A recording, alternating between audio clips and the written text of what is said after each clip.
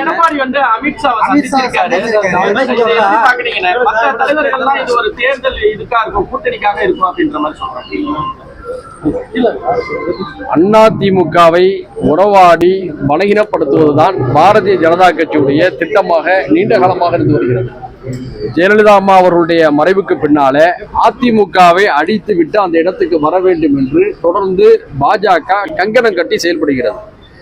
இதனால் அதிமுக எவ்வளவு பெரிய பாதிப்பை சந்தித்தது என்று அவருடைய தலைவர்களுக்கு தெரியும். தெரிந்த பிறகு மீண்டும் அதே பாஜகவோடு அவர்கள் கூட்டணி செய்கிறார் என்று சொன்னால் அது அதிமுக தொண்டர்களுடைய மனநிலைக்கு எதிராக இருப்பதாகத்தான் நான் கருதுகிறேன். தேர்தலுக்கு இன்னும் ஏறத்தாழ ஓராண்டு முழுமையாக இருக்கக்கூடிய நிலையில அவசரமாக ரகசியமாக அவர் டெல்லிக்கு செல்ல வேண்டிய நிர்பந்தம் எதனால் ஏற்பட்டது என்று தெரியவில்லை. ஏற்கனவே விஜய் அவர்களுடைய வரவினால் இரண்டாவது இடத்துக்கு யார் வருவது என்ற ஒரு போட்டி இருப்பதாக பலரும் விமர்சித்து வந்த நிலையில், கருத்து கூறி வந்த நிலையில் ரகசியமாக, அதுவும் சட்டமன்ற கூட்டத்தொடர் நடந்து கொண்டிருக்கின்ற பொழுது அவர் டெல்லி சென்றதுதான் ஆச்சரியமாக இருக்கிறது. போகுவதற்கு முன்பாக அவர் என்ன சொன்னார்னா, நான் எந்த பிரபலங்களையும் சந்திக்க போறதில்லைன்னு சொன்னாரு. புதிதாக கட்டப்பட்ட அதிமுக தலைமையகத்தை பார்க்க போறேன்னு சொன்னாரு. அதிமுகவுடைய தலைமையகத்தை திறந்து வைப்பதற்கு கூட டெல்லிக்கு செல்லாதவர் இப்போது திறந்து வைத்ததை பார்க்க போறேன் என்று சொன்ன போதே ஏதோ ஒரு முரண்பாடு இருப்பதாக தெரிய வந்தது.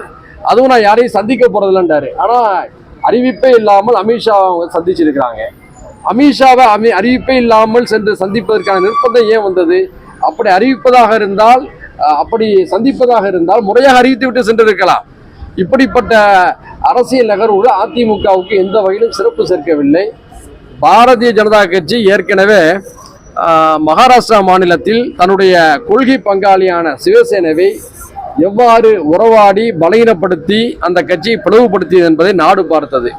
அதிமுக இந்த விஷயத்தில் ஏற்கனவே சூடுபட்ட பிறகும் மீண்டும் பாஜகவை தேடி செல்வது ஆச்சரியம் அளிக்கிறது. இது அதிமுகவுக்கு மட்டும் நல்லதல்ல, தமிழ்நாட்டுக்கும் நல்லதல்ல என்பதை அதிமுக தலைமை புரிந்து கொள்ள வேண்டும். அதிமுக தொண்டர்கள் நினைத்து நான் உண்மையிலேயே கவலைப்படுறேன்.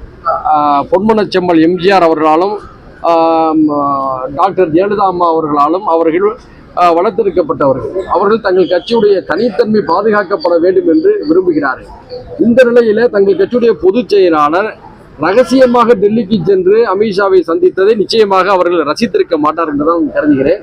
அது மட்டுமல்ல, நான் ஏற்கனவே சுட்டி காட்டியது போல நாங்கள் டெல்லிக்கு போறோம், உள்துறை அமைச்சரை சந்திக்க போறோம் என்பதை அறிவித்து விட்டு சென்றிருந்தால் இந்த அளவுக்கு அவர்கள் விமர்சனத்துக்கு ஆளாகி இருக்க மாட்டார்கள். இந்த நடவடிக்கையினால் உண்மையிலேயே அதிமுக தொண்டர்கள் சங்கடத்தில் இருப்பான்னு தான் நான் கருதுகிறேன். அதிமுக கூட்டணி அமைச்சா என்ன பிஜேபி, அதாவது நான் சொல்றேன்ல, உறவாடி கெடுப்பதுதான் பாஜகவுடைய திட்டமாக இருக்கிறது. அதிமுகவுக்கு எல்லா விதமான நெருக்கடியும் கொடுத்து சரிபாதி அளவிலான இடங்களை தர வேண்டும் என்று சொல்வார்கள், ஆட்சியில் பங்கு வேண்டும் என்று சொல்வார்கள். பிறகு அதிமுகவை முற்றிலுமாக மூழ்கடித்து விடுவார்கள். இதுதான் அவருடைய திட்டம். ஏற்கனவே பாஜக என்ன சொன்னிச்சு? ஒரு 10 ஆண்டுகளாக கடகங்கள் இல்லாத தமிழ்நாடு, கவலைகள் இல்லாத தமிழ்நாடு இருந்துச்சு. அதனுடைய நோக்கம் என்ன? முதல்ல அதிமுகவை அழிப்பது, அதுக்கடுத்து திமுகவை தொடுவது. அவர்களால் திமுகவை அசைக்க முடியல.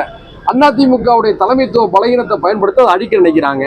எங்களை பொறுத்தவரை ஒரு திராவிட கட்சி இப்படிப்பட்ட வீழ்ச்சியான ஒரு சூழ்நிலைக்கு செல்வதை நாங்கள் விரும்பவில்லை.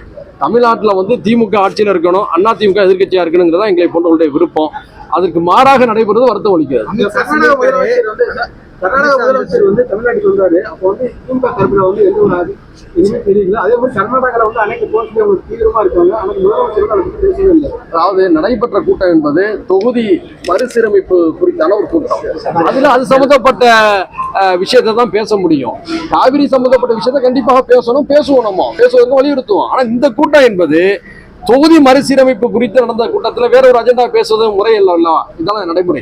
அமித்ஷா சொல்றாரு, நாங்க தமிழ்நாட்டுல எல்லா மாநிலத்திலும் நாங்க தான் வருவோம், அடுத்த யாரும் இருக்க மாட்டாங்க.